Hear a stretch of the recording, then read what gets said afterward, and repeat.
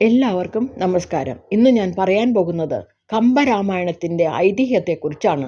രാമായണ കഥയുടെ വിവിധ ഭേദങ്ങളുള്ളതിൽ ഏറ്റവും പ്രചാരത്തിലുള്ളത് കമ്പരാമായണമാണ്. കമ്പരാമായണത്തെ അധികരിച്ചാണ് പ്രാദേശികമായ വിവിധ രാമായണ ഭാഷ്യങ്ങൾ രൂപപ്പെട്ടിരിക്കുന്നത്. കമ്പരാമായണം എഴുതിയ കമ്പരെക്കുറിച്ചുള്ള ഐതിഹ്യവും ചരിത്രവും ഇതാ. സീതാന്വേഷണത്തിനായി ലങ്കയിലെത്തിയ ഹനുമാന്റെ പ്രഹരമേറ്റതോടെ ലങ്കാലക്ഷ്മി ലങ്ക വിട്ടു. ലങ്കാലക്ഷ്മി കാളിയുടെ രൂപാന്തരമായിരുന്നു. ശ്രീകാളി രാമരാവണ യുദ്ധം കാണാൻ തനിക്ക് ഭാഗ്യം കിട്ടാഞ്ഞതിലെ കുണ്ഠിതം ശ്രീ പരമേശ്വരനെ അറിയിച്ചു. ശിവൻ ദേവിയെ സാന്ത്വനപ്പെടുത്തിയത് ഇങ്ങനെയാണത്രേ: നീ ദ്രാവിഡ നാട്ടിൽ ചെന്ന് അവിടെയുള്ള സ്വയംഭൂലിംഗ ക്ഷേത്രത്തിൽ അധിവാസം ഉറപ്പിക്കുക. ഞാൻ അവിടെ കമ്പരായി അവതരിച്ച് തമിഴ് ഭാഷയിൽ രാമായണം രചിച്ച് പാവക്കൂത്ത് നടത്തിക്കാം. അപ്പോൾ നിനക്ക് കാണുന്നതിനേക്കാൾ വ്യക്തമായും ഭംഗിയായും സമ്പൂർണമായും ശ്രീരാമകഥ വിശേഷിച്ച് രാമരാവണ യുദ്ധം കേട്ടും കണ്ടും രസിക്കാം. ശ്രീകാളിദേവി തിരുവണ്ണനല്ലൂർ സ്വയംഭൂലിംഗ ക്ഷേത്രത്തിൽ ആവാസമുറപ്പിച്ചു. ക്ഷേത്ര സമീപത്ത് ശങ്കരനാരായണൻ എന്ന ഒരു പണ്ഡിത ശ്രേഷ്ഠൻ താമസിച്ചിരുന്നു. ഭാര്യയായ ചിങ്കരവല്ലി സന്താനലബ്ധിക്ക് സ്വയംഭൂലിംഗ ദേവനെ, അതായത് ശിവനെ ആരാധിച്ചു പോന്നു. ശ്രീ മഹാദേവൻ മുൻ നിശ്ചയമനുസരിച്ച് അവതരിച്ചു. അപവാദ സംഹിതയായ വല്ലി സ്വസന്താനത്തെ ക്ഷേത്ര സംഗീതത്തിൽ ഉപേക്ഷിച്ച് പോയി.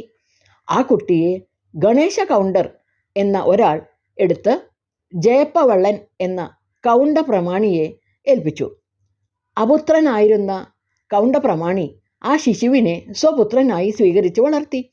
കൊടിമരക്കമ്പത്തിൻ്റെ ചുവട്ടിൽ കിടന്ന് കിട്ടിയ ശിശുവിന് കമ്പൻ എന്ന പേരിട്ടു.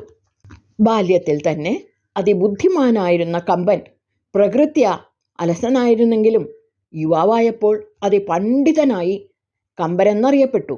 ഒരിക്കൽ ചോളരാജാവ് കമ്പരോടും കവിസദസ്സിലെ മറ്റൊരംഗമായ ഒട്ടക്കൂത്തനോടും രാമകഥ തമിഴ് കവിതയായി നിർമ്മിക്കാൻ ഏർപ്പാട് ചെയ്തു. സേതുബന്ധനം വരെ ഒട്ടക്കൂത്തനും യുദ്ധപ്രകരണം കമ്പരും നിർമ്മിക്കണമെന്നായിരുന്നു രാജനിർദ്ദേശം. ഒട്ടക്കൂത്തൻ 6 മാസം കൊണ്ട് അത് നിർവഹിച്ചു.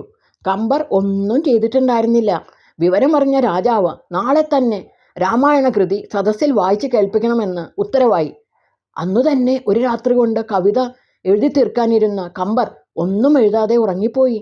വെളുപ്പിനുണർന്നപ്പോൾ ഏതോ ഒരു ദിവ്യാകൃതി തിരോധാനം ചെയ്യുന്നത് കണ്ട് വഴുതി വെടിഞ്ചുതേ അമ്പാ എന്ന് കമ്പർ കുണ്ഠിതപ്പെട്ടപ്പോൾ എഴുതി മടിഞ്ചുതേ കമ്പാ എന്ന് ആ ദിവ്യാകൃതി അരുളി ചെയ്തിട്ട് ഉടൻ അപ്രത്യക്ഷയായി. കമ്പർ നോക്കിയപ്പോൾ രാമായണം പൂർണ്ണമായി എഴുതി വച്ചിരിക്കുന്നു.